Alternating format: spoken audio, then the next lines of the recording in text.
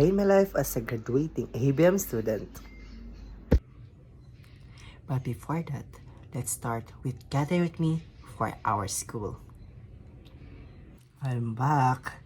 So, kakatapos ko lang maligo. So, first now is, let's prep for our face. Our makeup for today is just a simple look, nothing too heavy, just enough to look fresh and awake. So, here na part is naglagay ako ng foundation and naglagay ako ng primer just to look fresh and to moisturize my skin.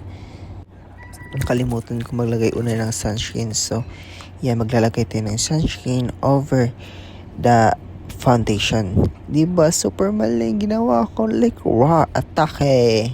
So, next is naglagay ko ng concealer para matago yung mga dark spots and yung mga dark circles ko. So, pwede kasi ako kagabi. So, sorry for. So, yeah. Next is nagpakilala ako ng black para medyo dark kasi mas gwapo ang lalaki pag may dark na kilay nila. Then next is naglagay ko ng konting blush para pag makita niya, huy! So, yeah. Yan, nag-touch up lang konti. Then, next is, nag-set lang ako ng powder dyan para mag-stay intact sila lahat.